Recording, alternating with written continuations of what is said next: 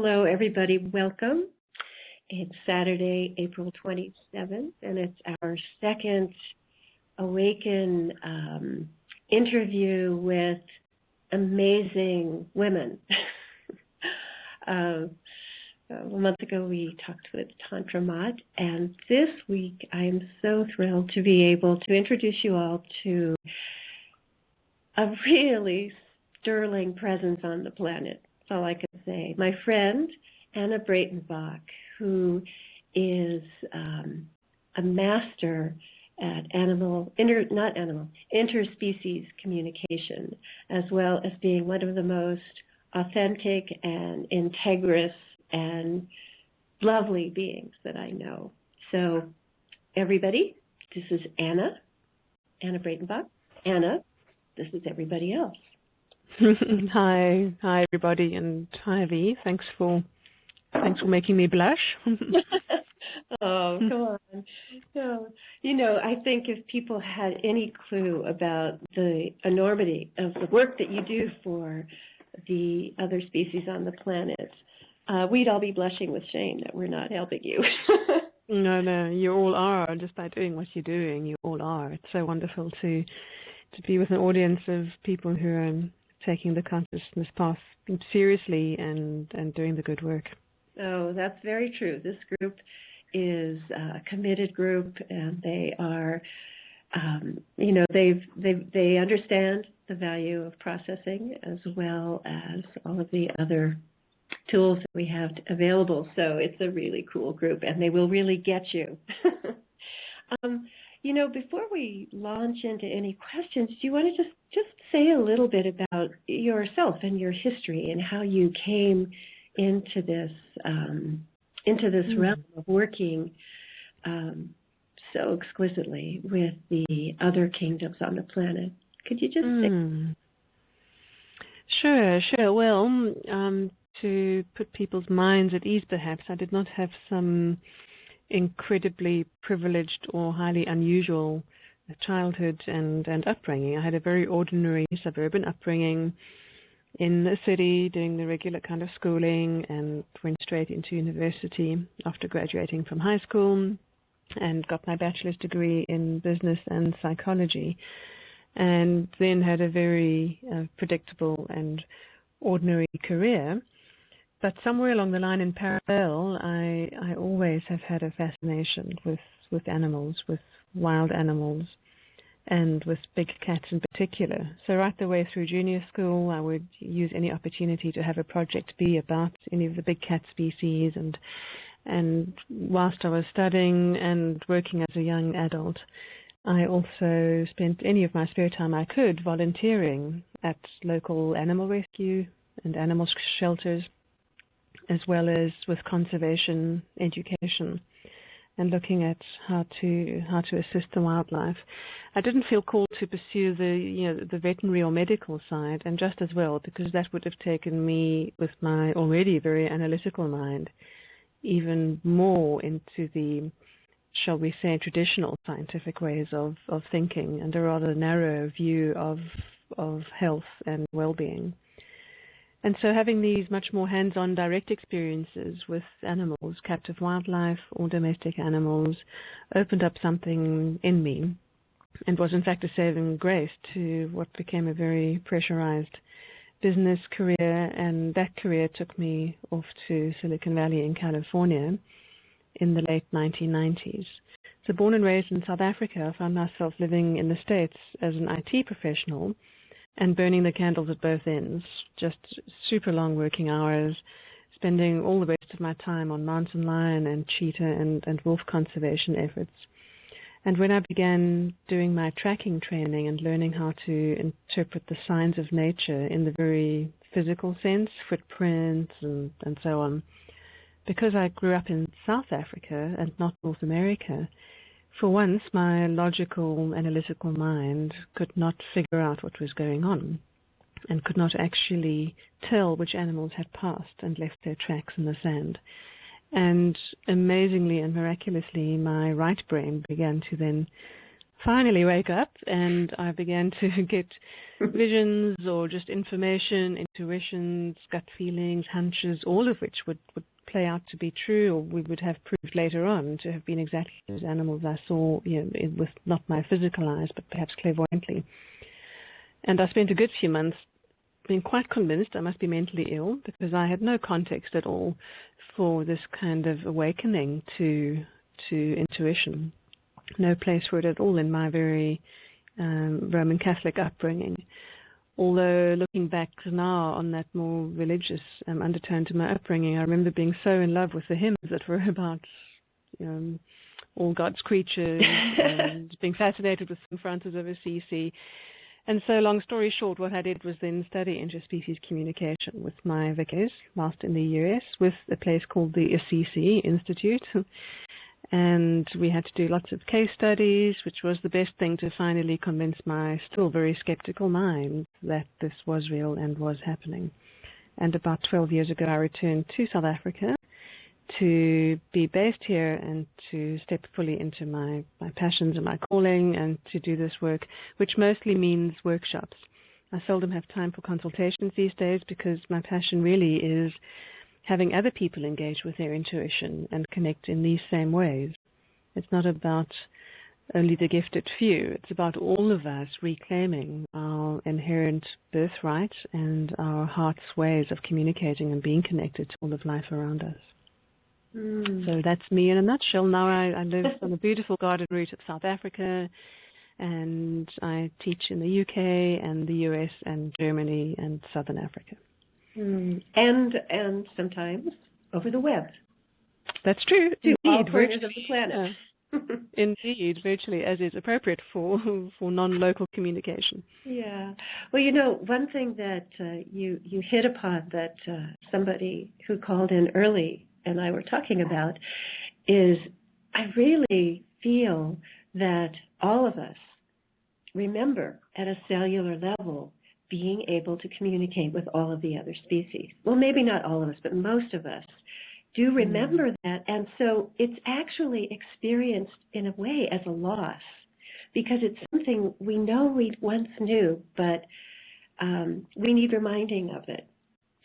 That's what, it's so beautiful. I've been participant and moderator in 2 of your classes with people, and it's just so stunning to me how natural it is to be able to do that, and yet we have to kind of get over that part where we mourn the loss of that capacity because it's right there waiting for us to bring it back.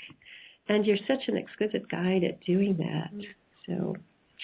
Well, thanks for you. Thanks for highlighting that it is right there, right here in all of us. And many people might come on my workshops expecting to learn something new and have a frowny face and a lot of smoke coming out of their ears as they're trying to learn something new, and it ain't anything new at all. That's the beauty of it. It truly is our ancestral birthright. It's right here for all of us, and it's a case of remembering how to do this. Even the root of that word, remembering. It's like we are again bringing back our relationship with all the members of this beautiful earthly realm in which we walk. And by remembering, we are putting back together the pieces of ourselves even that have become fragmented in this separation sickness that we've bought into. Yeah. Oh. Well, we had talked about, actually, let me ask you first, because when you teach and when you give classes and basically help guide people into this remembering, becoming more whole again, you talk about, you have a very clear and concise way of explaining how telepathy works. And so would you like to just start off by giving that explanation from the quantum physics standpoint? Sure.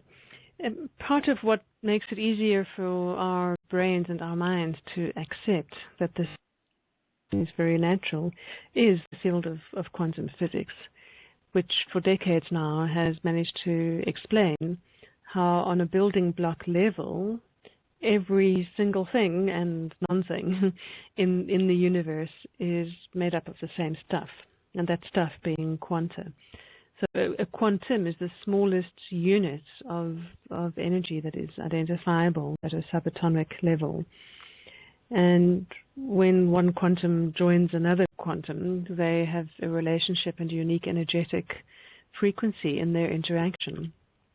As quanta come together to form atoms, and those come together to form molecules, and as we go up the chain, you can imagine that these energetic vibrations are creating an ever more characteristic and unique vibrational frequency. And that's how everything that appears in form has a very different signature frequency to anything else. Two snowflakes aren't the same, structurally nor energetically, and the same for every other expression of life. In the unique collection of quanta, the unique connection of energy, a collection of energy particles that anything is, therein lies a signature frequency which is as unique as our fingerprint in the human world. And so two things. Firstly, the fact that we as a human, for example, are made up of exactly the same kinds of particles as a pen or a leaf on a tree or a slab of chocolate means that there's a very deep kinship and sameness, and it follows that of course we should be able to communicate, because we're literally vibrating in the same sea of energy, and we are actually made of the same stuff, which means we have a great commonality with all of life. The other aspect of quantum physics that explains this form of intuitive communication is talking about the transfer between the two beings that are connected or in communion or communicating. And it's non-local, meaning that it does not at all depend on the geographical or physical closeness of the two beings who are connected with each other, but there is an energetic exchange. Telepathy can be described as an energetic exchange, as a directed energetic exchange between the two beings communicating. However, that kind of energy frequency that is exchanged between the two beings in intuitive communication, that energetic frequency is not like radio waves or other radiation that will dissipate over great distance or be affected by obstacles like mountain ranges or buildings in a city. It's got nothing at all to do with location. It works within, but also way beyond the Newtonian physics constraints and the physical laws. And so it truly is as easy to connect with an animal on the directly opposite side of the planet as it is to connect with one that's right in front of you. There's no difference in the signal strength, if I could put it that way. And so quantum physics has heaps and heaps of experiments over the years that have proved energy transference, that have proved sensing things in ways beyond the 5 physical senses, and that have proved that everything is essentially just energy. Things only appear to take on form when they go through the process of being observed, but everything is energy. We, even as humans, swimming in this sea of energy the whole time, are actually on unconscious levels aware of everything around us. The electromagnetic frequency emissions, the vibrations coming through the earth, the mindsets of humans we live close to, the energies in a room based on events that happened there. All events, all thoughts, all emotions, everything is like a stone dropped into the pond of the universe. And the ripple effects from that event continue to pulsate out into the universe and are available for any other aspect or any other being to perceive if they choose to tune into and essentially pay attention to that one thread instead of being generally open to anything. You know, we as humans would probably implode and fail from pure sensory overload if we were to be consciously aware of all the incoming data that we are getting on an intuitive level every day. And almost as a survival mechanism in modern life, we've shut off a lot of our senses and just focused on the very gross, more obvious, 5 sensory stuff that stands out the largest. But our ancestors that we all originate from were very much more open and navigating their daily life, simple or difficult, with these intuitive ways of knowing and sensing things from the plants, from the earth, from the elements, and from the animals. And from the stars, right? The Bushmen would listen to the stars. Yes, yeah. Literally, and they didn't mean that metaphorically. They were very, very really picking up transmissions from the entire cosmos. Yeah, yeah. Beautiful, beautiful.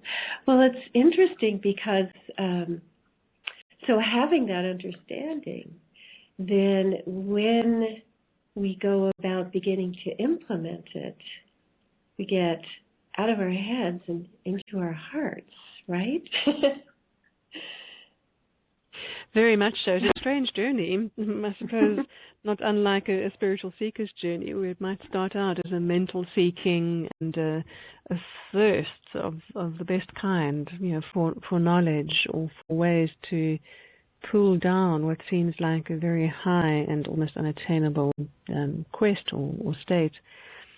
And it's when we allow our hearts to join the journey, we realize it's really the wisdom of the heart and the seeing of the heart where all of this is possible, and where it's possible at very accelerated speeds, not limited by a linear approach of the mind. And this form of communication, telepathic or intuitive communication, I use the terms interchangeably, is very much a heart-centered and a heart-based communication. Meaning that specifically it happens best when there is genuine reverence and regard for the one that we're communicating with, when it's in the spirit of empathy, meaning that one really wants to know and understand the perspective of that one you're communicating with. You want to know them from their perspective, in their lives, in their pores, in their bodies. It's outside of judgment. It's outside of the other human phenomenon that's very rife in the world right now, which is us assuming that we are superior to other animals in some sense. And we've created this strange hierarchy, and we've placed ourselves at the apex of it and called ourselves the most intelligent or the most advanced. Well, in my work, I'm very privileged enough to often experience wild animals individually and collectively. And I have to say that the way they navigate their lives and their challenges, the way they relate to life, seems a lot more advanced to me than where humans are at the moment. But on a heart-to-heart level, it's all about connection in the context of unconditional love. And that means that this form of communication can never be used against an animal. Because if we were trying to trick an animal or fool them or get them to do something that was really going to harm them, they would pick up intuitively that very intention we have behind our instructions or what we're asking them to do. And so it's a whole form of communication that can be nothing but authentic. Animals are so good at reading authentically what humans are thinking or feeling and what they really mean, which is what often leads to confusion amongst domestic animals when we might be saying one thing but meaning another. So it's impossible to be inauthentic with this. And so the journey in connecting with animals who are present and authentic and in integrity themselves will also, in a feedback loop sort of way, bring us into knowing our own natures better and for us getting into resonance with that. One of my favorite expressions that's used in everyday language, I guess, is talking about being on the same wavelength as someone. And if you feel like you're really resonant with someone, you feel like you're on the same wavelength, particularly if you're both thinking the same thing without saying anything. And this is no accident. In quantum physics and in, therefore, intuitive communication, it really is about being on the same wavelength and getting into a heart space with the animal that you're connecting with.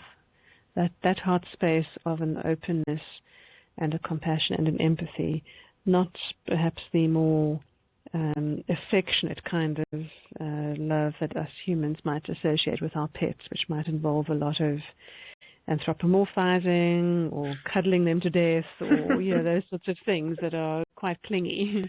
I'm talking about the other kind of heart space that I know all the listeners are very well aware of. Yeah. Well, that's one thing that I would just kind of want to bring up, and maybe ask, you could maybe speak a little bit to that, and that is what I recall from the classes that was so powerful is there's really a protocol of how to approach an animal and how to have that communication that is very much, it's not that just emotional, gushy, let's just be together and be one.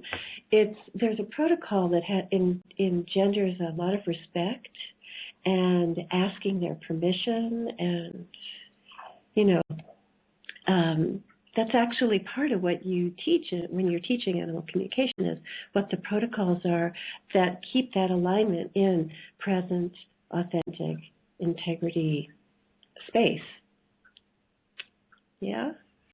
Yes, it definitely is about that. And the protocol, you're right, it's very much advised, and it's for our own benefit. It always has the positive effects on us, meaning the humans who are connecting. So it's for our sakes that we have a protocol to bring ourselves into the right state of being, and therefore into right relationship with the one that we're wanting to communicate with. Mm-hmm. And I could just run through that protocol really quickly, because it only has 3 essential ingredients. With your further research on the net or reading books about animal communication, you may come across any number of so-called techniques. But at their core, there are 3 basic ingredients, and the first is to relax, which might sound a bit trite and obvious. But really relaxing in the sense of getting out of the mind is important to bring ourselves present. To be on the same wavelength as the animals, we want to match their state of presence by becoming present ourselves. And so any meditation, as long as it's not too complicated, but any meditation to relax, or yogic breathing, or simply intending to relax your body and letting the mind follow, anything like that will work. One of my favorite ways for relaxing is to just simply become mindful of my natural breathing rhythm. And that gives the mind something to watch and observe instead of get itself too busy with thoughts that will distract you from the moment. So step number 1 is to relax, perhaps the body, and let the mind follow. And the second step is to set an intention for yourself. And this is very important, that you're not wanting to intend something for the animal. You're not trying to presume to tell them what to do. You are intending for yourself to have clarity in your connection and in your communication. Because the greatest obstacle to this very natural occurrence of telepathy is us getting into our own way. We get in our own way with doubts and questions and mental chatter and so on. A very good knife to cut through these kinds of things is intention. So the second step would be to silently set an intention for yourself. Intend to have clarity, or intend to receive messages clearly. And when you state an intention for yourself, it's important to believe it. So it can't have a tentative feeling to it or the word try. It really is about, I will receive clearly. And state that strongly to yourself, and then let the thought go. And the third step is to actually connect, which means something as simple as just visualizing connecting. Open your heart center. If you would like to add a mental image, you could imagine building a bridge or a channel that connects your heart center to the animal's heart center. You could imagine sending an energetic, silent greeting from you to them, and implicit in that is the question of permission. If they don't want to connect with you, then you will get a feeling of pushback or a no or a block. And so permission is implied. You could essentially reach out in an energetic greeting, and it will either be received or it won't. So those 3 steps, to relax the mind, set an intention for clarity, and then connect, are the 3 steps to get into the place of a shared awareness, into which you could then ask questions and perhaps be asked questions by the animals. You may find yourself having to respond as well. So as you can tell, this really is a two-way communication. It's a two-way sending and receiving of information, much like a conversation. It's not a psychic reading in the removed sense of us being removed and using psychometry or some other medium to connect with the animal. We are in a present moment direct connection with the animal, and they can see us and etherically and know us and our thoughts and our emotions in that moment as well. Oh, thank you for reviewing that part. I think that's so important for everybody to hear, because it kind of speaks to how natural this can be if we just follow along in the in these ways that bespeak the level of respect and empathy. And it sounds like you're also describing what you'd said before, being present, authentic, and integrity. Absolutely. Yeah. And it's so lovely to have the animals who are such willing companions in this journey. They're very willing to be open to us and to connect in this way. And I must just add that we have discussed a protocol, but that by no means is to suggest that a protocol is necessary every time. Communication can arise spontaneously, and it can arise at the animal's bidding, where an animal might initiate a conversation or information in your direction.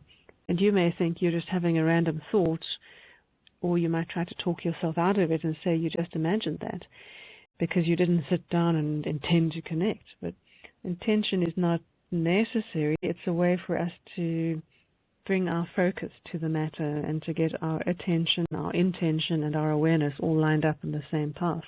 But if we are generally open or having a relaxed hour or day or week, in general our intuition is going to be much more elevated. It's going to receive the attention of our conscious minds more, and animals or other our plants around us might be trying to tell us they're thirsty, and we might just hear it one day.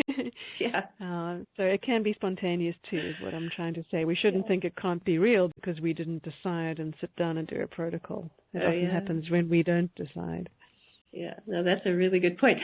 Well, so this is what's really, it feels like it's one of the reasons I felt it was so important to have you speak to the group, Anna, is you've had some amazing experiences with your communications, not just with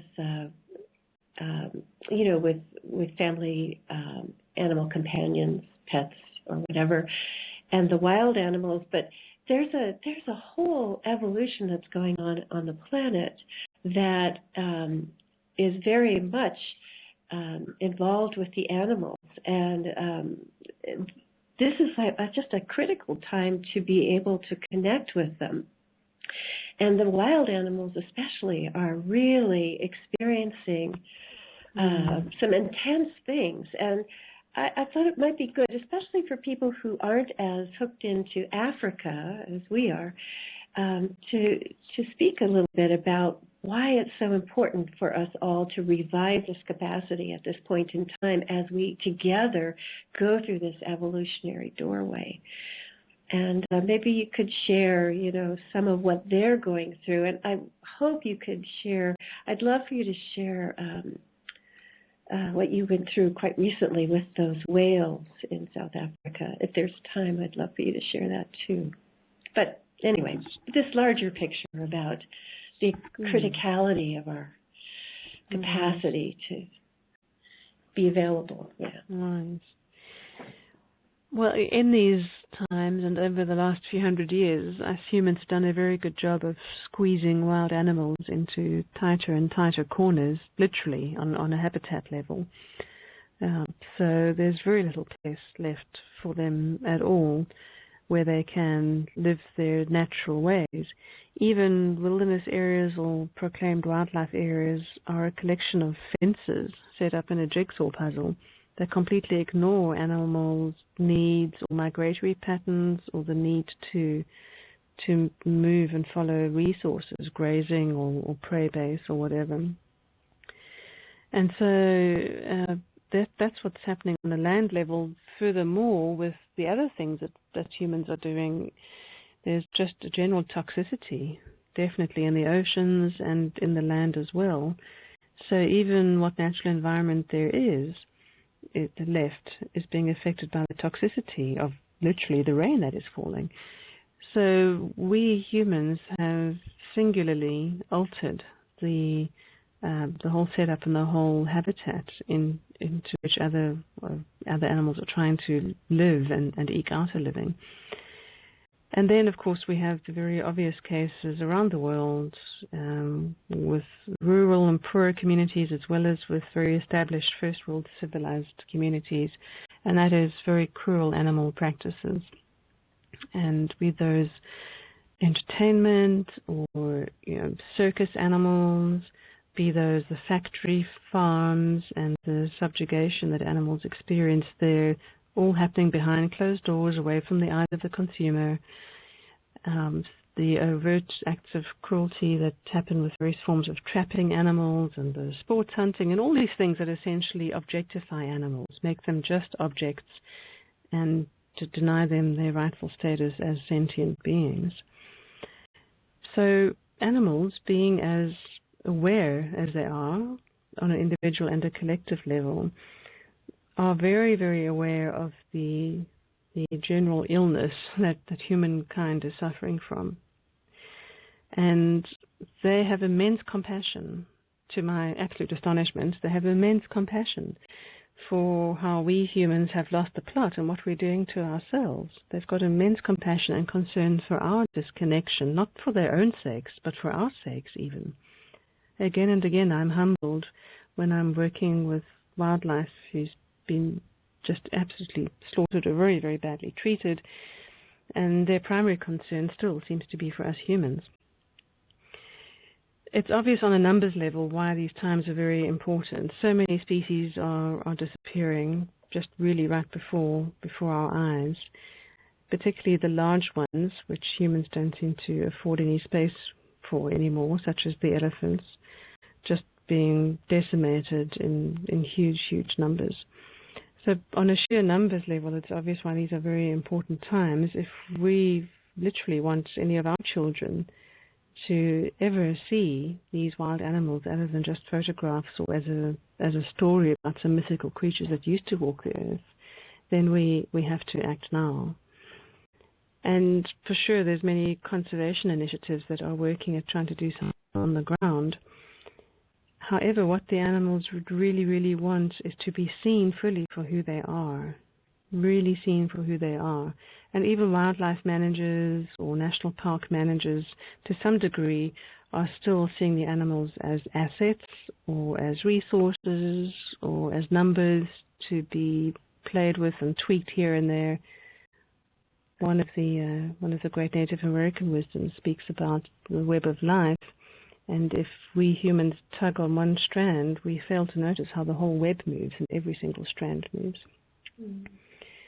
So these evolutionary times, we're essentially going through a sort of an evolutionary convulsion, and us humans will or will not make it out the other side in our present form on the planet because we're not adapting. We just have to look to wildlife and to nature to see how they adapt pretty quickly and in sometimes ways that are to their own detriment, but they adapt. Look at the mountain lions and all the bears and even the smaller animals who have adapted to suburban edges in the developed northern hemisphere and how they still manage to almost invisibly live in corridors and somehow eke out a living. So nature and wildlife adapts. They have a much greater capacity to accept what is going on and to work with it. So we humans need to learn to adapt as well. We need to develop, again, a different relationship with our resources, not just the animals, but the plants that we grow and the crops that we cultivate. They are no lesser beings than an animal. They too have sentience. They have immense wisdom. They have immense gifts. They have their own roles and purposes that might be quite separate to just feeding humans. We're not so important that all of life is just here to serve humans.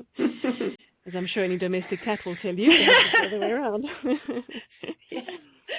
And so these evolutionary times, it's so important, again, for our own sakes, not only for the wildlife and the wild places, but for our own sakes. It's very important that we, again, listen very deeply to what nature is showing us, because one of the greatest gifts that nature gives us is being a huge, huge mirror to us humans and to what we're doing. And insofar as nature is struggling, or a certain species is struggling, or even an individual is struggling, they're really reflecting to us what we are doing and what we are doing individually and collectively. Just because we're not beating a dog in China doesn't mean that we're being mindful about what household cleaning products we're using and what our effects are on the oceans at the end of the water chain of what we flush down our drains. So it calls each of us into a great responsibility at this time. And at the same time, no matter how things pan out on the physical 3D level with respect to numbers or space and conflict between different factions of humans even, we can gain so much spiritually from emulating the animals' state of beings and from connecting with them again, not only for the sake of some desired outcome in the practical earthly sense, but as a direct connection to states of being, particularly in these very troubled times. Back in the 80s, I think I read in the George Orwell book Animal Farm about this uprising of the animals who were being badly treated and the uprising against humans. And once again, I'm quite fascinated that this has not actually happened, and I'm very humbled and grateful that with all that the animals and wildlife are going through, they haven't yet actually turned around and and become aggressive towards us or anything. They hold us in this everlasting compassion. And compassion, we can learn from them. The compassion that they have for humans, we can learn for ourselves. And we can learn for those humans who are not on a good path and who are just seeking power and control. Because we are all players in this divine play. And it's not for us to direct, it's for us to play our part with the most integrity that we can, with mindfulness of our fellow players, with genuine reverence and respect for every step of the way. You know, what you're saying too, Anna, brings up really having a more expanded awareness allows us to have the capacity to number one, be far more aware of the results of our actions, but number two, to really perceive all other species as sentient beings, really, really. I mean, I'm sitting here with tears in my eyes thinking about the elephants. And I know we've been together with the Ellies, and you've done so much work with them, and I think most people don't realize what they're not just, wonderful sentient beings, not that that's a just, but they are these immense, wise beings who actually are here holding, we saw at one point in time that the elephants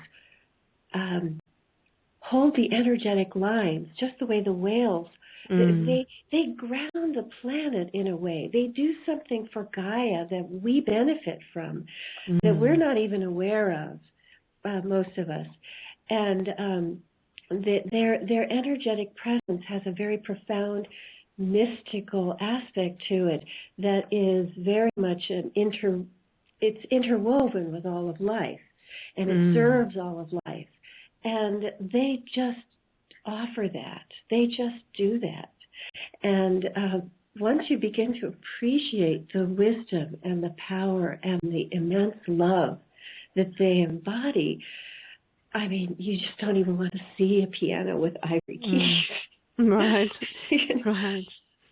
Right, absolutely. And that's that's a very good thing you're pointing to, is that the animals do have their own roles and their own gifts, and they're very busy with that for the sake of the greater good.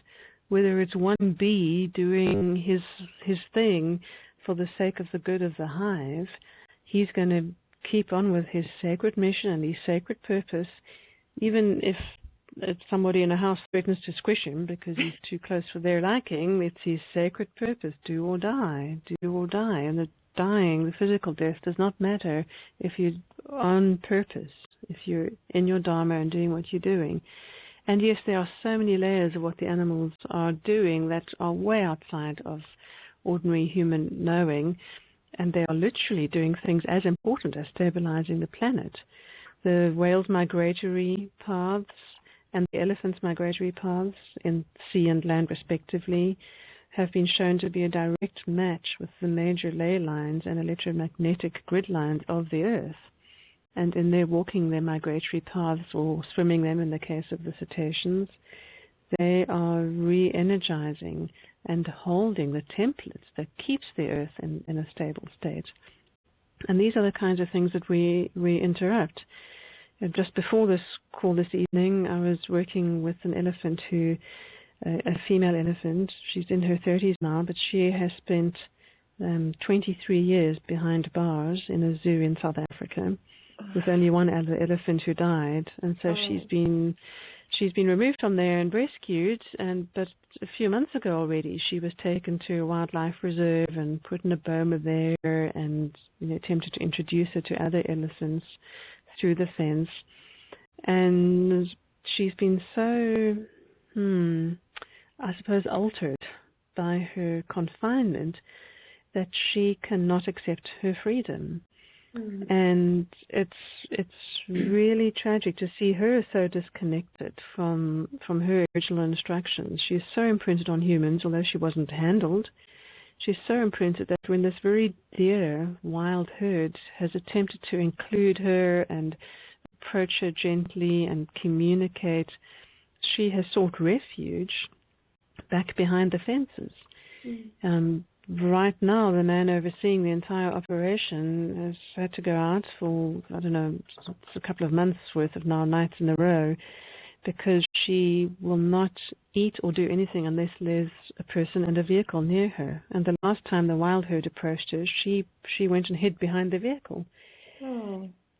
And so the work I'm doing now is by tuning into elephant collective consciousness, particularly the matriarchal gifts and elephant ways of being that they hold, is I'm kind of trying to act as a link in the chain, and I'm downloading those things that she has somehow got disconnected from through her incarceration, and I'm spending time with her telepathically, trying to transmit to her these elephant ways of being, and being very specific with her about what that means she should do on any given day or evening, how that means she should interact with the other elephants to come back into being an elephant. And it's very strange when my work involves me communicating with animals, reminding them how to be an elephant. Or I've worked with baboons who've been captured or kept as pets, and I've had to coach them, if you like, into becoming baboon again. And when we humans develop those kinds of relationships with wildlife for our own entertainment, or because we want them close in our world, or we want to touch and feel them and grab them and get photos of them, we have no idea what we're doing, how we're contributing to separation. Wow, upsetting the entire balance of life, really. Wow, wow, that's amazing, though, that you're basically being the conduit for, because that is my understanding of how all the animals, how they work, is that there's like a download that comes from the species, the matriarchal lineage, let's say, with the animals. I mean, they get a download, and so you're basically a conduit for that to come through. That is amazing. Wow. Oh, beautiful. Well, it's just wonderful to be connected with that. It really is. Yeah. Wow, wow. Well, recently you had an experience with the whales where there was a similar sort of thing, right? Do you feel like you could talk to that a little bit? Sure. Yeah, from time to time, every 25 years or so, there's a mass stranding on the beaches of Cape Town. And one happened about 4 or 5 years ago. It was 55 whale stranding. So the authorities were fairly confident that they in their lifetimes or their tenure in their offices wouldn't have to deal with one again. And lo and behold, a month ago, 20 whales beached, 20 false killer whales. They're about the size of an orca or a killer whale. Mm. And myself and a colleague, Winter Worsthorn, we were teaching an advanced animal communication workshop that weekend, so we were not available to go to the scene at the time, and the authorities were keeping everyone off the beach as well. So long story short, 5 of those 20 whales survived into the day, and the others were essentially euthanized by the authorities who deemed them not healthy enough to survive. The 5 that were kept alive on the beach were then taken by road transport across about a 15-mile drive, and they were taken to the naval base on the other side of the Cape Peninsula. Then they were winched onto boats and taken out on the decks of the boats out to sea, and then released into the water. And last they were seen swimming in formation and swimming strongly away towards the open ocean, which all was, very, very boded very well. It seemed like a good sign. And about an hour later, I was done with my teaching, and I connected with them telepathically. As I mentioned, it's non-local. One doesn't need to be anywhere close to the animals. You just have to have some unique way of identifying where you're targeting your communication. So in this case, the circumstances of that day were the unique characteristics by which I could call up this particular group of 5 whales. When I connected with them, they straight away conveyed to me that they were swimming back towards shore somewhere, and they were going to beach again. They did not want to survive. They'd been through too much in that day and had been out of the water for too long. They wanted to die, but they wanted help with that. They wanted the euthanasia that they had witnessed their family members getting earlier in the day. And so I got a friend to drive me. I was way too exhausted physically to even drive. And we drove to the coast. There's anything between about 40 and 45 beaches there might have been at, but when I tuned in with them again, they told me where they were. They said, come around just one more corner, which again shows that they knew where I was. They were in a direct connection with me. They knew where I was, almost GPS style, and they said to me, come around one more corner. And when I went onto that beach, there they were, floundering around in the shallows, suffocating, gasping for air, in extreme physical distress. And this went on for about 5 hours. They were in death throes. The reason it took 5 hours is because it took that long to raise the authorities, who'd mostly switched their phones off and gone to bed for the night, and to get the right people there who could do something about it. And during those 5 hours, it was interesting. A total of only 3 or 4 people came during the course of those hours, and some of them were in rescuer mode, which means they were desperately wanting to get the whales back out to sea, despite the whales having expressed their wish for the exact opposite. And 3 people manhandled one whale and tried to get him back out, and essentially ended up separating this whale from the family about 300 meters further down the beach in an increased state of distress. Then humans had their arguments, and it was so interesting to see, even with very well-intentioned people, how disconnected they were from the animals' reality in that moment, and from what the animals were asking for.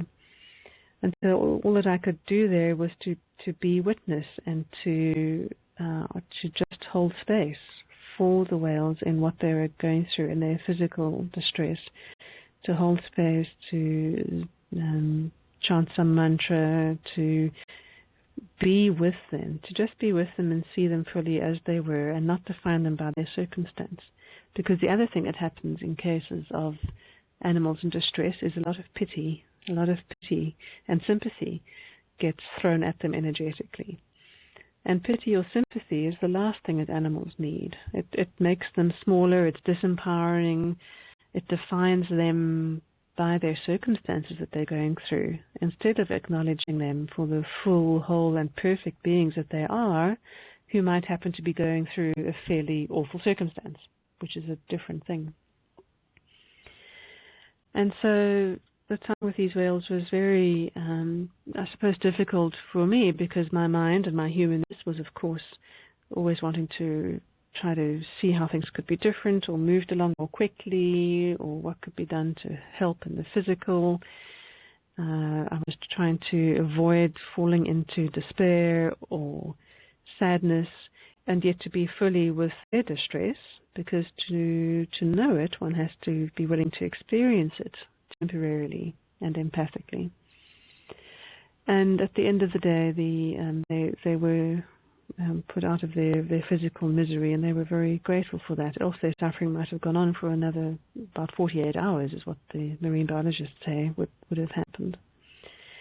And it's a long story further back down the chain about why they may or may not have stranded. Lots of people will suspect Navy activity or seismic testing, which in strandings is often the case. In this particular case, there was no single event of a human-caused something. What the whales told me is that the 20 had experienced some kind of magnetic effect that had disturbed their navigational systems. And so they had set a course to swim around the Cape Point that day, and somehow, to their own amazement, they ended up in shallow water really close to the beach, and they don't know how they got off course. There was some sort of magnetic disturbance to their navigational system, but they were physically fine. They had not had any internal organs blown by a sonic boom or anything like that. So they were physically fine when they beached. It's just that the water was too shallow, the seas were very rough, the tide was out, and so followed the whole sort of series of circumstance. So that's pretty much the story of that particular stranding. I think the thing that can be learned out of all of this, first of all, the authorities are still scratching their heads around how I managed to find them, because there were about 400 people involved in the operation during the day, and then somehow one little me went straight to the beach where the whales had re-beached that night. So, of course, I've told them how I found them, and it's given them something to chew on. And what all of us can take from experiences like this, when we are aware of an event involving animals in distress, is we can all stop for a moment, and ourselves, and also advise other humans to really tune in with what do the animals want. What do they want? We might have our own human ideas and attachments around length of life at all costs and wanting to keep life going from a place of duality and from a place of separation. But animals are so connected with a deep knowing of physical death being purely a transition and a change in a state of being, not an ending. And so when there are cases of animals in distress, we can check in deeply with what are those animals' wishes, what do they really need, and what do they want. And we also need to collectively as humans place a lot more value on the energetic and not focus so much only on physical intervention or physical support. There's so much that we can do in the energetic, even from afar. And those energetic compassions and thoughts and intentions and feelings can do so much to improve the animal's experience of their physical reality, particularly if they are in front of humans who are trying a whole bunch of physical stuff. If we can add a lot of energetic stuff to counteract that, it honestly changes the animal's experience of their distress, and they feel seen, they feel known, and they feel supported. Mm. Yeah, they're not functioning from that place of fear of death. They come from a place of, I mean, I think any of us who've ever lost a pet, if you really check in, to them, it's just like, okay, well, it's time to take off this little fursuit, and maybe I'll put another fursuit on, or I don't know, maybe I'll go be a plant, or maybe I'll just go back to source. You know, they just don't have that same. They've not been conditioned, and even in Africa, we see like when there's a wounded animal that. I mean, there's a communication that goes on between the predator and the prey. Yes, maybe you could mention that too. That's so cool. Yes, yeah, it's amazing. If there's been a really good wildlife documentary or really good filmmaker that they've got close enough to film the interaction close-up, facial expression, for example, between the predator and the prey animal when the former catches up with the latter, you'll see, despite the antelope or the prey animal's body is going through its physiological responses that look very distressing, the flailing legs and the gasping for air, despite all of that, there's a peacefulness in the eyes. And I'm not talking about shock, not a glazed over shocked look because their life's about to end. I do mean a very present, fully aware and alert and lucid peacefulness. And so the body gasping for air or the choking is literally a physiological response as the organs try to do their thing. But at a soul level, that animal is very much at peace with its passing and is in surrender at a soul level to that. And that does not go against the survival instinct. The two absolutely coexist. I've seen footage of wolves who had spent a whole half a day stalking and very strategically following a herd of deer so that they could eventually, around lunchtime, manage to separate one of the young deer from the adults. And so the wolves closed in a circle around this now separated deer, and the alpha wolf stood almost nose to nose with this deer, and you could see the others salivating, Pavlov's wolf, I guess, and see the others salivating, but the whole minute passed with this young deer, unafraid, just stood calmly regarding the wolf, the alpha male, in the eyes, and then the alpha male turned around and walked away, much to the chagrin of the other wolves who didn't know what had happened. And he led them all the way. He would not eat that baby and not allow any of the others to. And there was nothing wrong with it. It wasn't going to be, a bad meal. It was just not the right time. Right, it wasn't its time. Its time. Everything has its perfect place in the flow of existence, and it wasn't time for that being to move on. God, that's right. And so too, our ancestors would what they would call pray or communicate, same thing, before going out on a hunt, the night before, long before they'd even woken up in the morning or looked for tracks to follow. The night before, they would go into a telepathic communication with the collective consciousness of a certain species and address that collective consciousness in a humble and prayerful state, and ask with words along the lines of, Brother Elk, this is why we need to please ask one of your family, if willing, to offer your flesh so that our human family may survive the winter. And if willing, for one of you to be a volunteer, would you please make yourself known through your tracks tomorrow and allow us to find you, and we promise you a good, clean, honoring death. And they wouldn't get an answer telepathically, but the next day they would go out looking, and they might find a myriad of tracks, but they would just intuitively know which one was the elk who had decided to offer itself. And they considered the very hard work that tracking and hunting is as a necessary and worthy energy exchange to earn the right to eat that animal's flesh. And so when they would eventually catch up with that animal, again, it would be a gentle, peaceful interchange, often with the animal offering its body sideways on to make the kill a more clean and less painful one. And right away, the hunter would go into a prayerful state of gratitude and honoring and ceremony right there before even eating. And so these are ways that we have been related to the animals and to the plants and to the earth and the elements. A rain dance is not just some juju or a nice play act.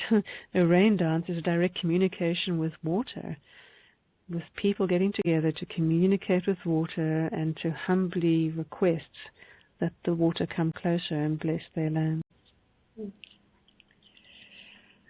Oh, so beautiful, Anne. Thank you. Well, I know people are going to want to ask you a few questions, and I think we'd like to do that. But do you feel like we could take 10 minutes to do that guided meditation for connecting to the animal kingdom, and then maybe have a few questions? Would you be up for that? Sure. I just want to check which one do you mean. Do you mean connect? Is it becoming an animal, or? I don't know. When you and I talked about this, we just talked about the guided meditation to connect, and I wasn't sure. Yeah, sure. Okay. Yeah. No, I do know which one. Okay. Okay. Great. Good. Yeah, so if people are willing to participate, perhaps you could just make sure that any cell phones or other phones or possible disturbances around you are silenced or doors closed. So I'll just give folks a few seconds to take care of that.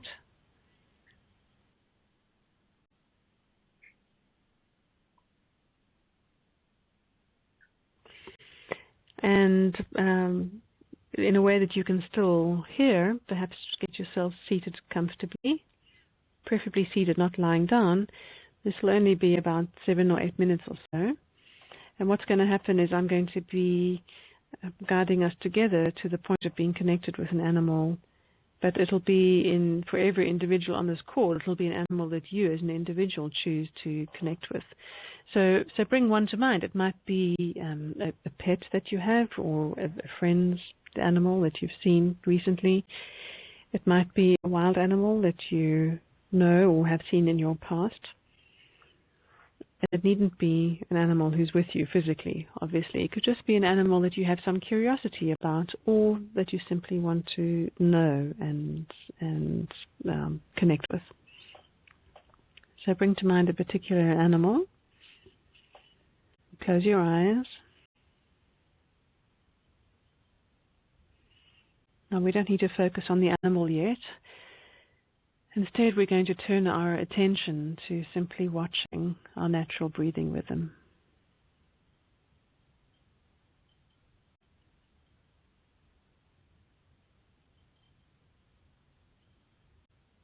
Each breath in brings along with it a lovely sense of stillness and calmness that spreads throughout the body to the furthest reaches.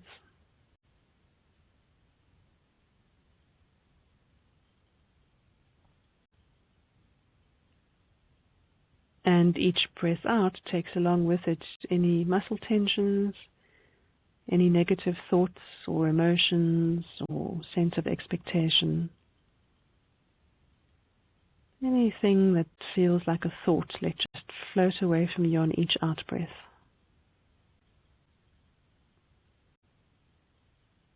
Your mind is occupied only with watching the natural rise and fall of your chest.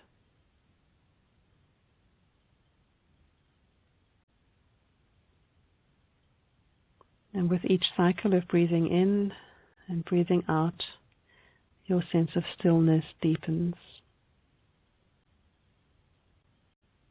surrendering your body to gravity.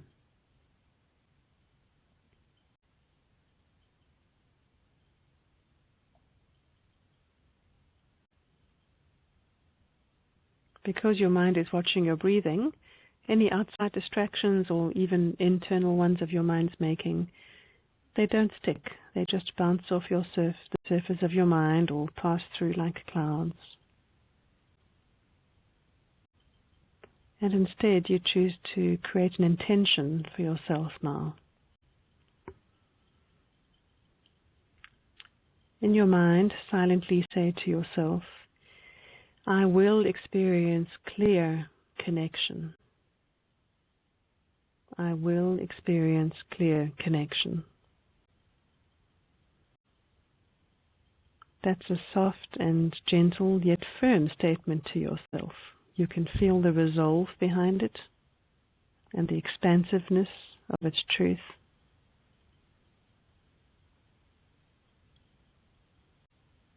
A quiet and solid confidence in it being so.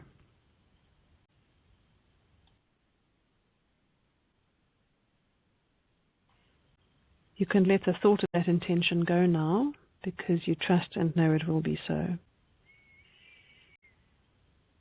So with an awareness of your breathing, allow yourself to feel your heart center, an opening and an expanding of your heart center. As you bring to mind this animal that you'd like to connect with, just a name or a memory or a mental image, any way of uniquely identifying them in the universe.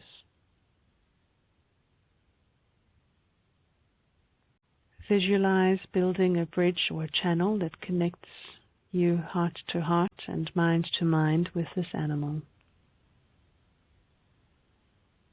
And this means of connection is a beautifully equal and open channel or bridge. Not one side is higher or lower than the other. It's an open channel for communication to pass freely in both directions.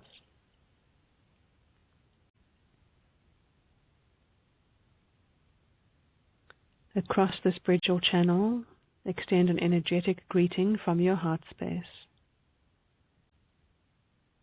A soft and warm, energetic greeting to the animal.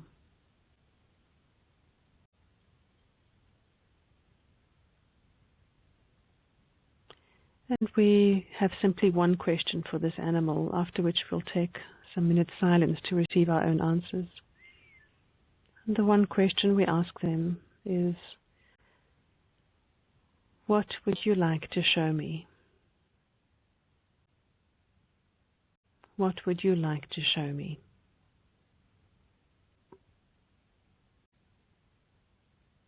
There's no need to keep repeating the same question. Come back to gently watching your own breathing rhythm as a way to stay present. And then notice any subtle impressions that come your way by way of answer from the animal. So we'll take a few moments of silence to allow this.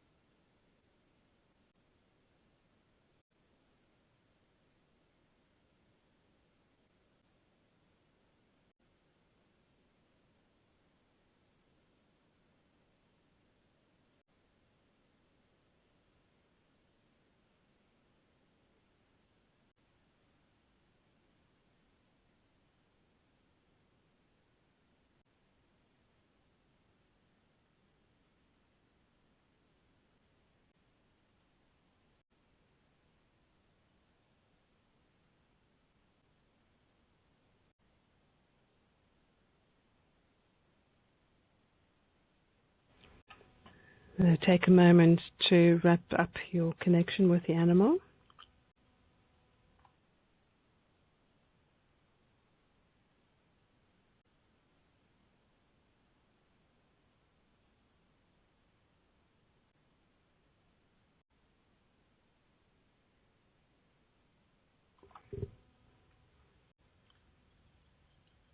And if it's reached a natural conclusion, then thank them for their time and attention.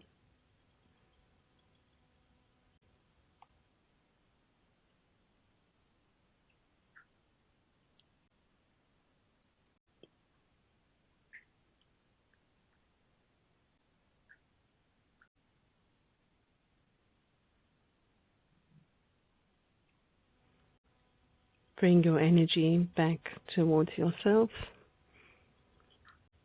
And when you're ready, you could open your eyes to come back to the wakeful state.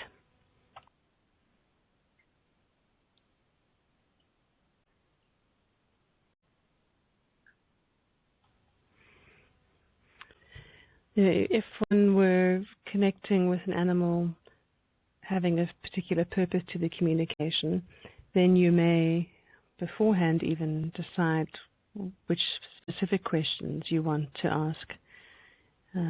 But always be open anyway to letting the conversation go where it needs to, and allowing the opportunity for anything else to come through that the animal may want to make you aware of. Okay, V, over to you. Wow, that was beautiful. Thank you so much for leading everybody into a taste of that experience. I had a pretty interesting one because, lo and behold, I summoned up spirit. So, great. Which, before we take any questions, let's just talk for a minute. There are two things I wanted to share with the group, or for us to share with the group. There's recently, two things. There is a beautiful movie that has just been produced, an hour-long movie called The Animal Communicator, about Anna's work. And it goes into greater detail about multiple relationships and experiences she's had. And basically, it was done from the perspective of somebody wanting to see if this was really real and it was really working. And the climax, the pièce de résistance in the movie is Anna's work with this exquisite black leopard named Spirit.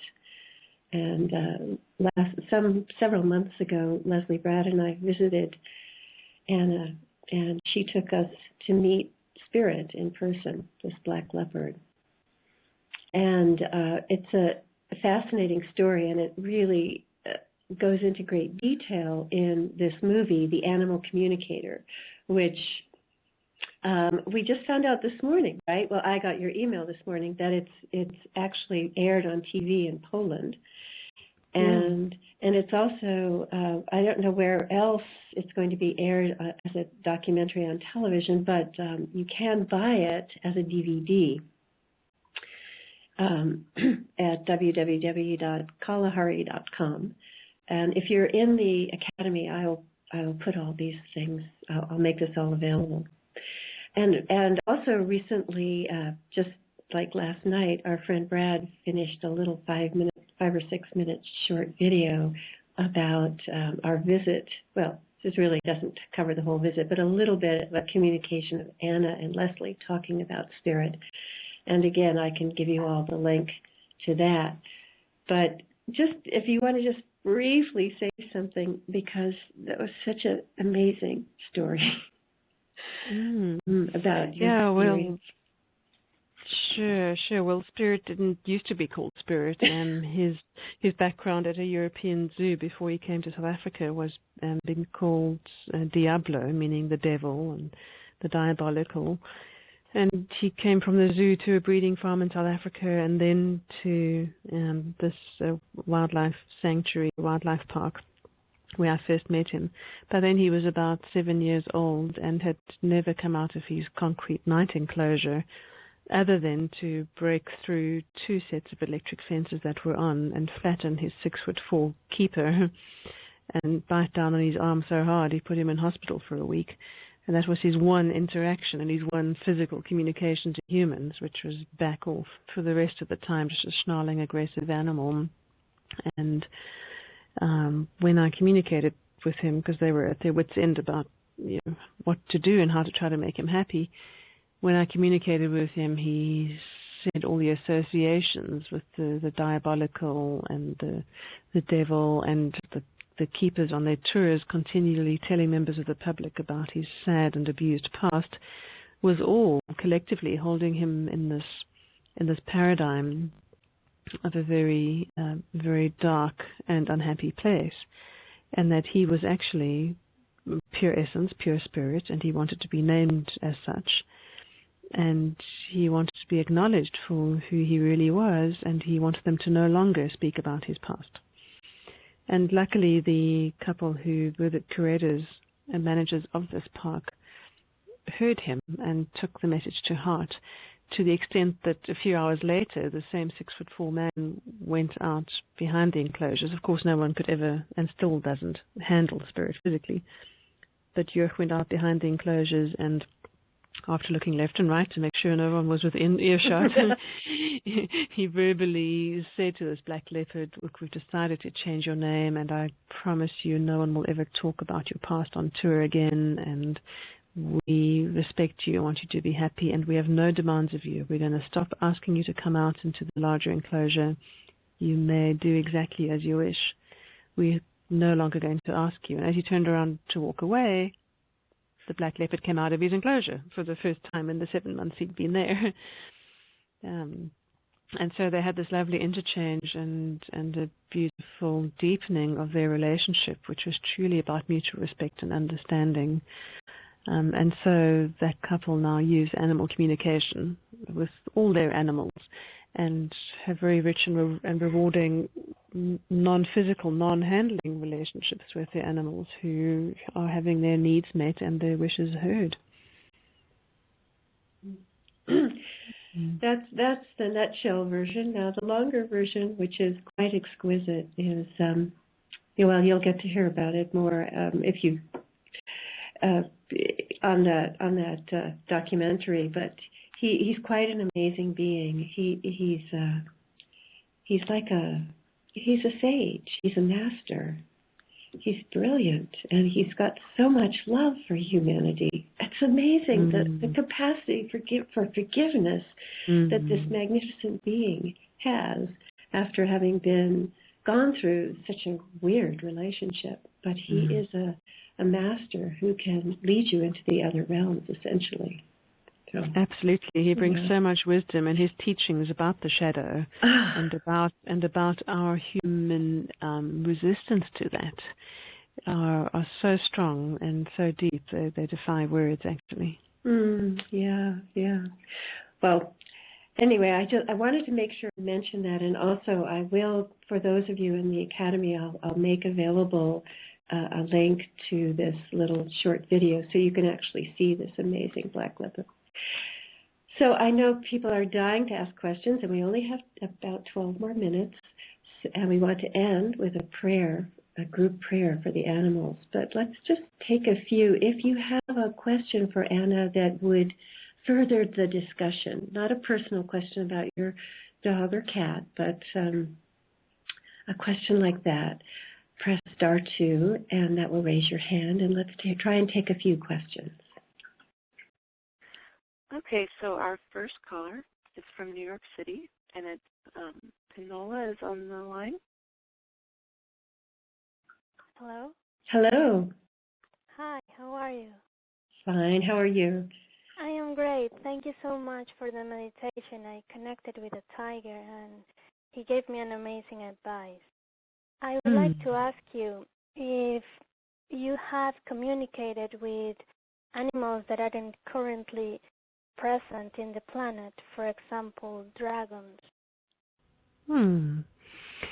Thank you for the question. I have communicated a lot with animals in species we would still know, but animals who have left their bodies and who are deceased, and we can definitely still access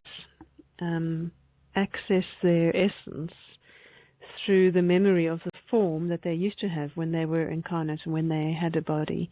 So I know that's not your question directly, but it's an opportunity to let folks know that one can definitely still communicate into that realm once they're no longer in physical form. About your question, I have communicated with other of the so-called mythical creatures, unicorns in particular, and they're not at an individual level, but at a collective level. In other words, finding out about, through telepathic communication, finding out about what their role and purposes were at the time that they were here, and how even now in the etherics they might be overlighting and contributing to consciousness on this planet. So I have not with dragons, but I have been aware in other meditations of a very dragon-like energy deep within the earth's vibration. And what I got from that brief check-in then was that a lot of the dragon energy has been so fundamentally integrated into the earth's energy. And although they may not exist in physical form that we can see or we would identify with, that their hologram is still very much here. Beautiful. Thank you so much. Oh, thank you, Anna. Great. You're welcome. And our next caller is from Pikesville, and the first name is Piper. Hi, this is Bridget, and I have a question. I had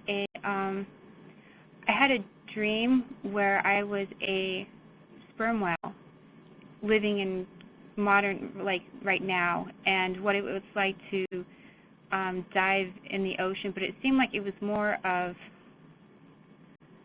like a call for help, because it was just really bizarre.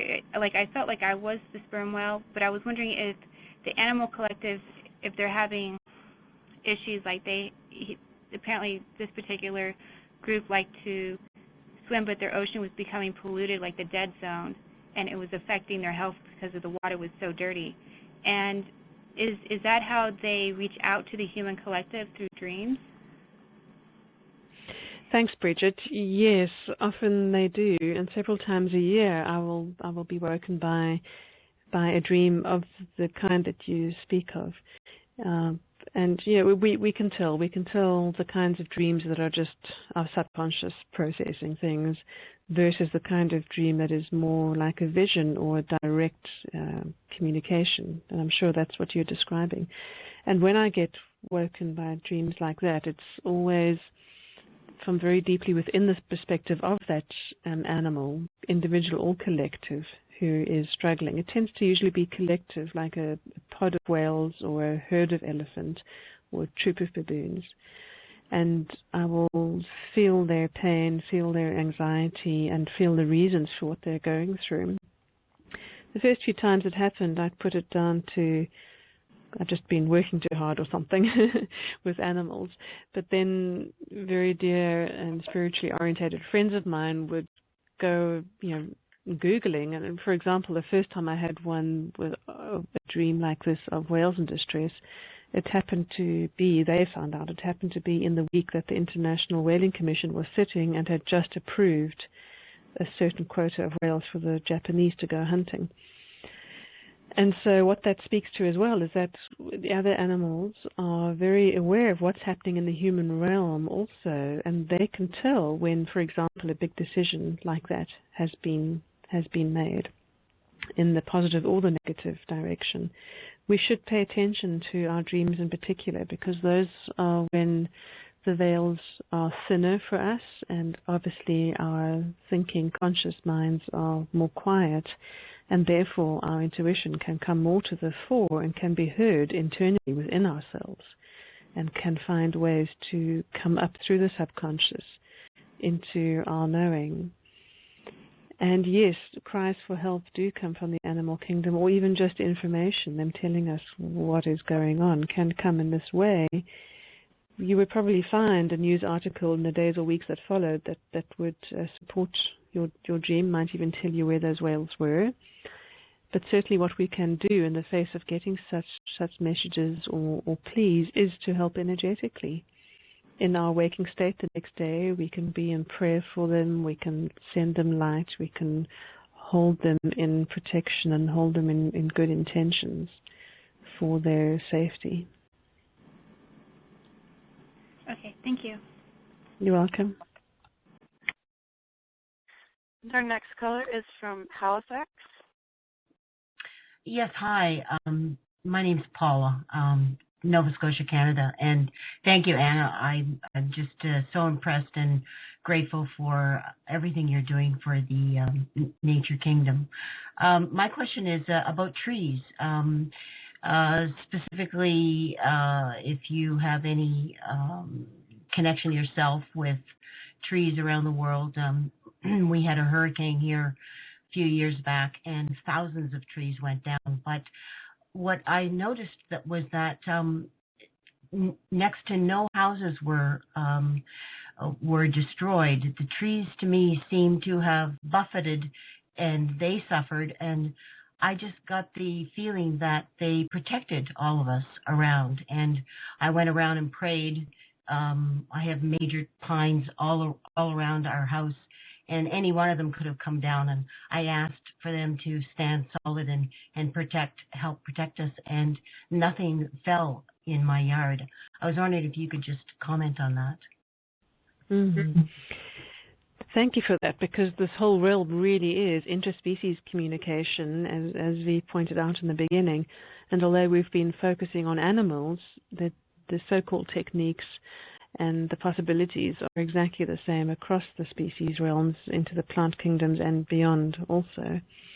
Yes, trees have beautiful histories to tell and so much wisdom. In most cases, they've been around for longer than us, and they hold a history of place and connect heaven and earth. I think this is a major gift that trees bring, is they literally bring heaven down to earth and connect the two.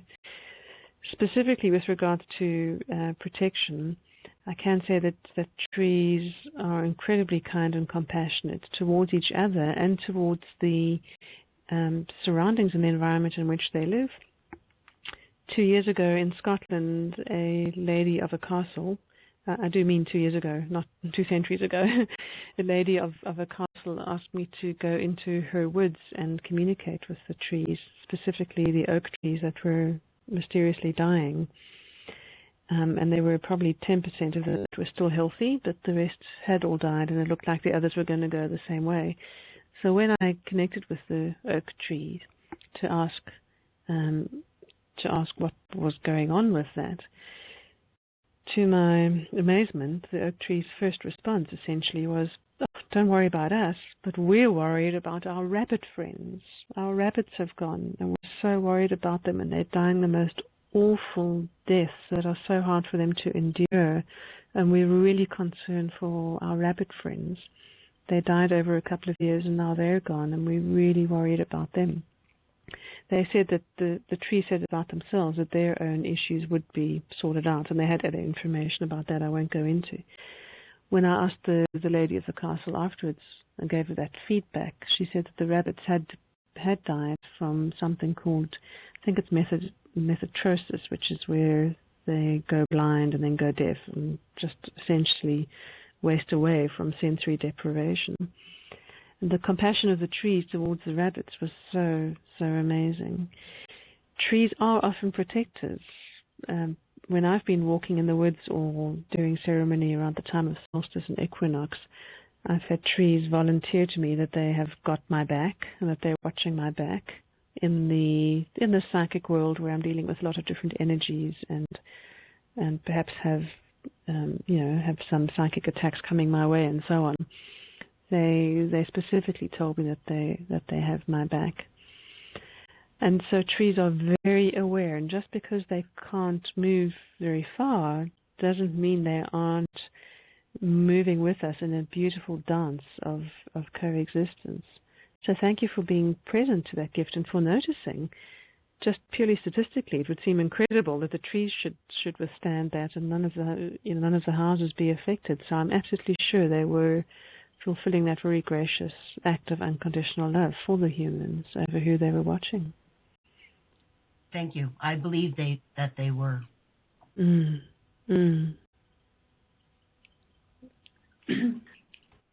that is the callers we have, but we do have a few Q&As on the board if you'd like to take one, if you have time. Let's take one. Yeah, let's take one. It is just about time, and there were just a few things I wanted to mention in wrapping up. So I hope it's okay with everybody if we go over a couple of minutes. And let's, take one of the Q&A. Okay. And so Michelle says, I adore insects. Over the years, I have found that if there's an insect or spider trapped in the house, I pray to their higher self to ask that I may safely take that little being outside. This works over and over again. I always manage to easily take them outside without hurting them to set them free. This has been so amazing and beautiful. Can you speak to anything about insects? Insects are so delicate, and I'm always very humbled when an insect either chooses to be close to big old clumsy human me, or finds themselves unwittingly close and in need of rescue. Just think about the relative size and how we could, just with a swish of our hand, perhaps wipe their wings out. So an incredible act of trust on their part. Insects or smaller things like ants and bugs are as easy to connect with. For most people may have the belief that there's not much in common or not much to talk about with such beings, but there certainly is. It's in fact a great opportunity to get to know them for who they are and for the functions that they are performing. On one workshop, I asked people to go outside into the garden and to choose any being they wished to communicate with. And this one girl in Seattle, she chose to connect with a dragonfly because she'd had a very stressful month, and she felt like she wanted to communicate with a dragonfly as a way to get a time out and to experience being wafty and free and floating on the breeze. And she came in after that exercise wide-eyed and looking a bit disheveled, because when she had connected with a dragonfly and found out from the dragonfly what it's like to be a dragonfly, she said, oh my gosh, it's hectic up there. There's all this air traffic, and you're being buffeted by the different gusts of wind, and you've got to watch out for birds and other insects, and the sun's burning my wings. But so it was hardly this peaceful, romantic notion she'd had as a human.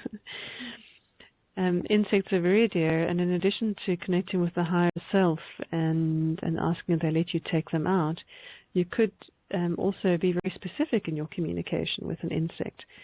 Let's say they were trapped in a certain way, that the only way for them to get out would be to move to their left and to hop onto your hand. Then you literally would convey to them the mental image of them shuffling along to their left and getting on your hand. When I do this with insects, I also add a little bit of an apology, or at least explain to them that I understand my hand must be rather large and smelly and unattractive to them, but please, even though it may seem uncomfortable, I guarantee that this is the safest place. And once they've climbed on, could they just hang on, and I will, as slowly as possible, take them outside to safety. So we can be very specific in our suggestions to animals by sending mental imagery or quantum holographs, and always saying from their perspective what it is that we're asking them to do, and also why. Find a reason that matters to them. Just because we want them to do something doesn't mean they want to. So check in with what they really want, and then explain why you'd be wanting to do something to try to help. In general, if you're going to connect with other realms like insects, perhaps before time, think of some lovely open questions that you might like to know about that kingdom, about their habits and their food sources and how they feel about members of their family or about other species. It can be very, very educational.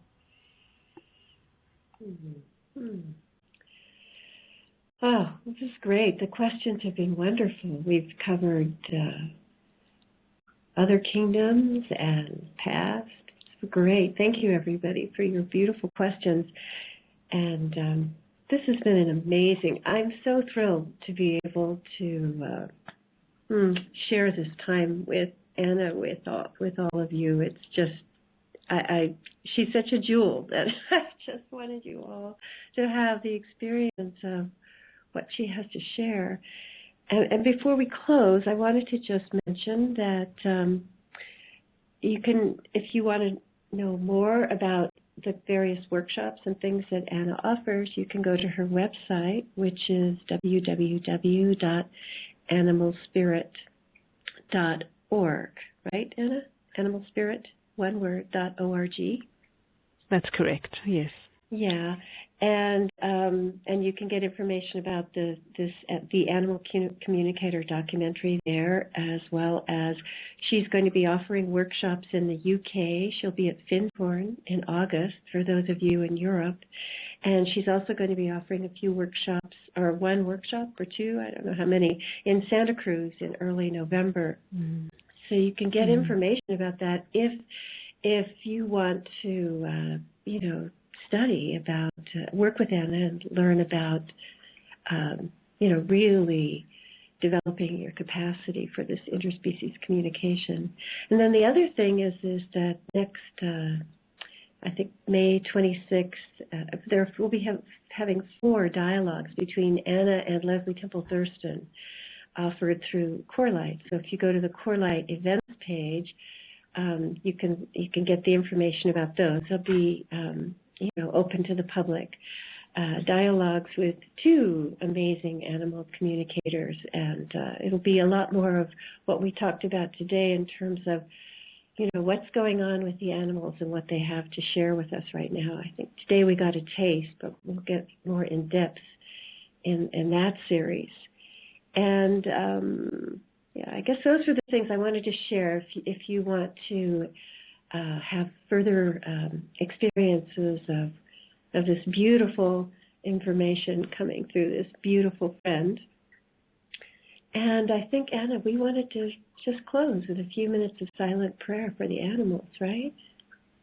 Yes, absolutely. And we could, up to the folks on the call, whether you wanted to be specific in where you're directing your prayer, or just a general blanket of thanksgiving for all. So I'll just say a few words while we're sitting quietly, and then leave some minutes for us to add our own. Okay, lovely. Thank you.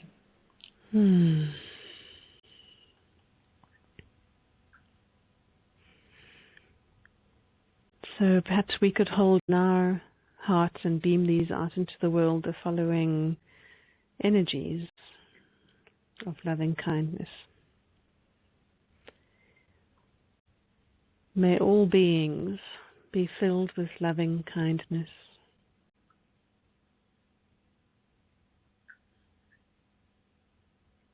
May all beings be free from pain and suffering.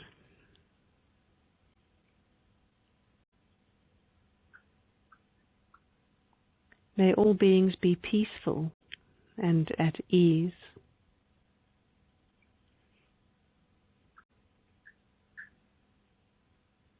May all beings be well.